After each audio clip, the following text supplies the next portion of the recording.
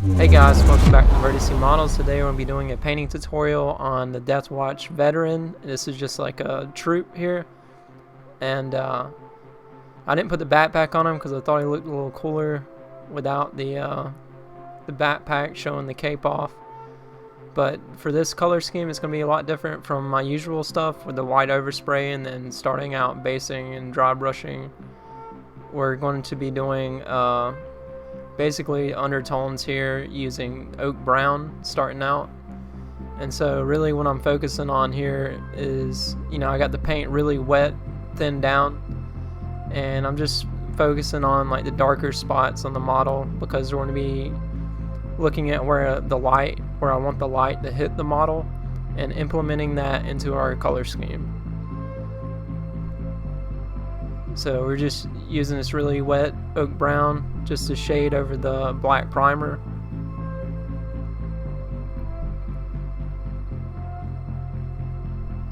And we're just looking at overall where the color is going to lay on the whole model rather than blocking out certain sections. Next we'll be using deep blue, and I guess this is like my next layer, more of like armor tone over. I'm not going over the brown per se, just above it and focusing on where the light's going to hit and what I want the light to look like over the armor.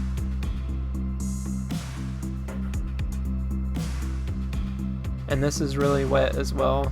This is like a 1-to-1 ratio. 1 drop of paint, 1 drop of water.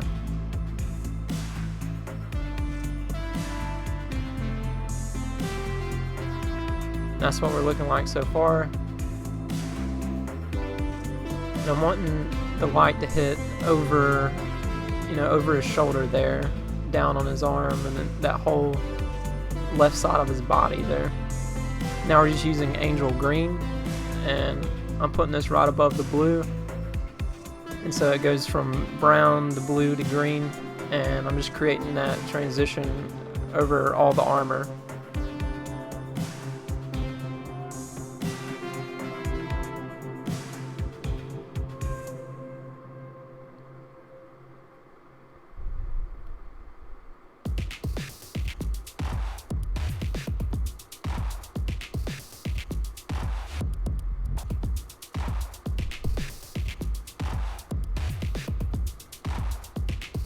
So that's what we're looking like so far. I think it has a pretty cool like undertone effect, or this is the base coat for what the model is going to look like.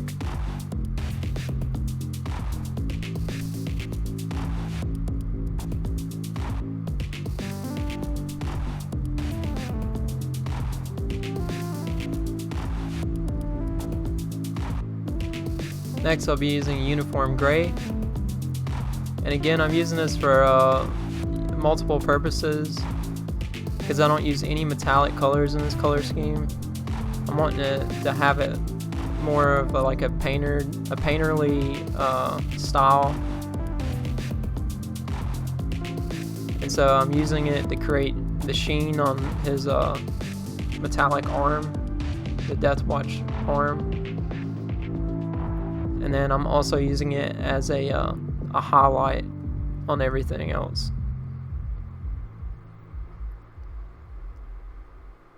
And pretty much every color that I use, I'm thinning it down really good with water.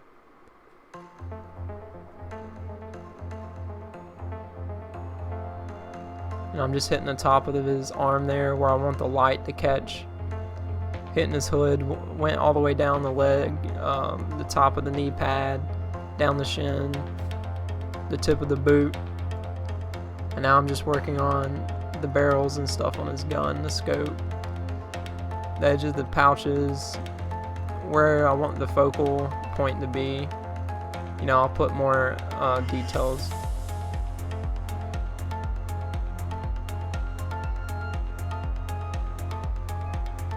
And the good thing about using paints like really thin like this is you can build up on it. And not having everything opaque creates a lot of color variation in the work when you start to add more colors and washes over it. And here I'm just creating like a texture, make it look worn, because I'm wanting to do like a leather look on his cape. We've highlighted the face with the gray, the top of his hood, and then used it for texturing the cape, as well as creating a highlight on the metal bits. Next I'll be using a brighter gray. This is ash gray. It's like one step up from uniform gray. And each value layer I'm adding here, I'm using less and less paint and more sharper amounts.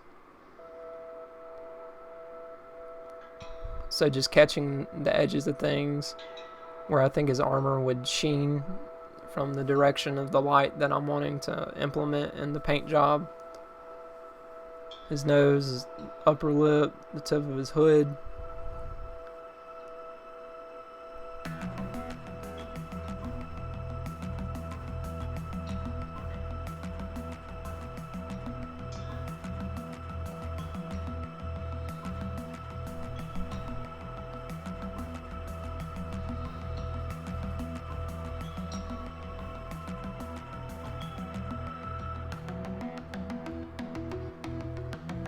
And that's what we're looking like so far. You can see that gray, build up on top of the three undertone colors that I put, the brown, blue, and green.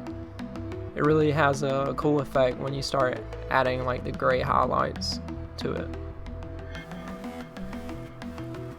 Then I'll be using matte white, which is a step up from ash gray.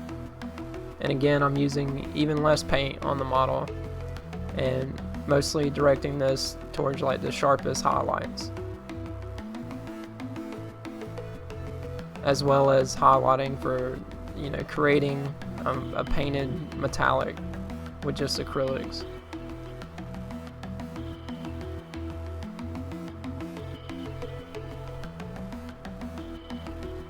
And that's what we're looking like so far. Next I'll be using Fire Lizard, and I'm using this as a base for his cape. Like I said, I was wanting to do a leather look to it, and I thinned this paint down a lot, and I know that thinning that yellow and having that black and gray highlights and stuff that I did would give it more of a greenish look, but I liked the way it looked. And then adding the skin wash game ink over top of that, I knew it would tone it down a bit and give it more of an orangish look.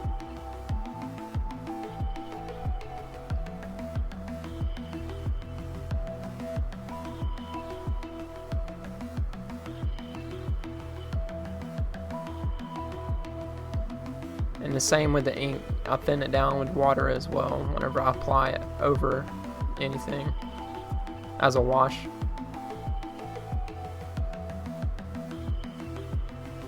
And you can really see the texture come through with all the gray values that I added. And then I'm just adding this wash directly over that just to tone it down a little more.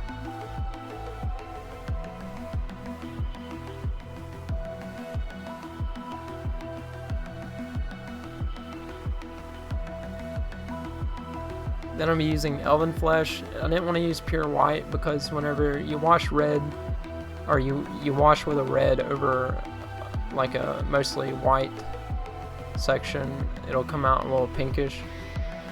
But I like the color that it creates with the red gaming.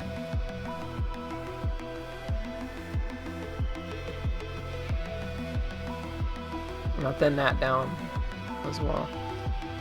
With all the gray highlights and everything, and creating texture with black and white values, it really does a lot of the work for you whenever you're painting like this, where you're using washes over, you know, a collection of different values. It does a lot of the work in creating, you know, a unique style.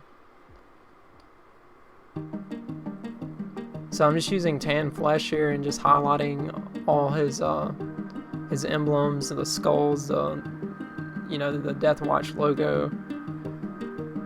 Since I'm not using metallics, I thought this color looked really good. You know, to break up the armor.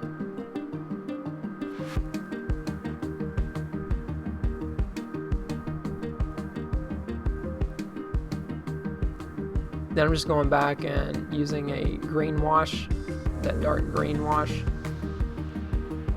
on that as well, just to tie it in.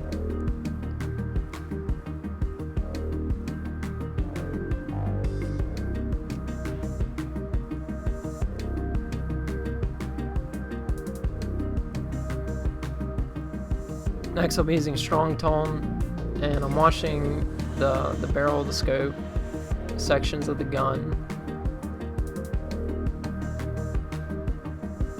And then I'm just using my finger just to wipe back, just to get those highlights back a little bit. And then since you know, he's from the Space Wolf chapter, I'm just using ash gray again to highlight, watering it down and highlight that pad. And then we'll be doing the wolf emblem, and then washing it with the green wash as well.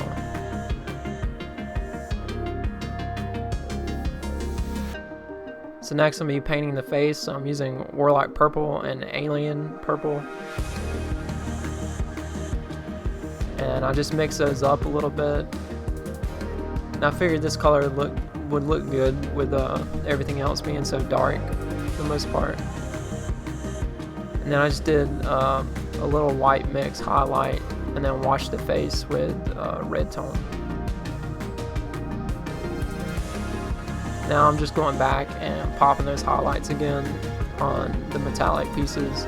I'm just using matte white here, and I'll water it down a good bit.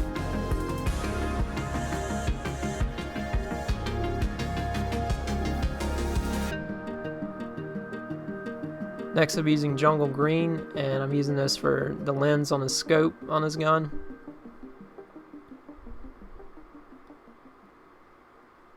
And whenever you use thinner paints like this, you know, it allows you to build up. And, you know, if I was using it 100% opacity, you know, I wouldn't be able to create the transitions and the style I'm going for on the model. Next, I thought he needed something else, so I just added like a OSL effect on his little intercom, or his little screen on his wrist.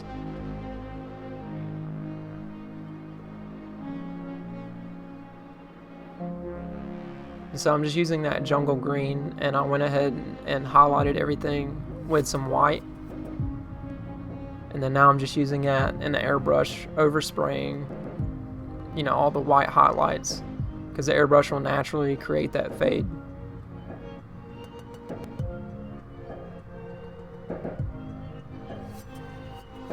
But with this brush stroke style, you know, I'm not too worried about having perfect smooth transitions, especially when it comes to making glows, because I think it adds to the style of paint job I'm doing on the model. Being able to see the brush strokes underneath, I think it adds character to it and gives it a cool look. And I'm sure I can define the style of painting even more the more I paint like this.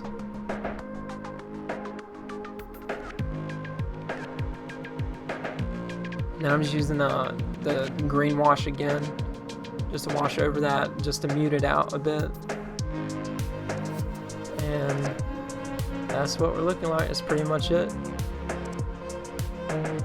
But I hope y'all enjoyed the video, and I hope y'all found this painting tutorial interesting for a Death Watch. I've already done a Death Watch before, painting tutorial, but it was like a fast color scheme. even though this don't take as long, you have to put more thought into what your next step is when you're building color up or creating a value transition or trying to implement light into what you're painting. But hope y'all enjoyed this, and we'll see y'all next time. Thanks for watching. Later.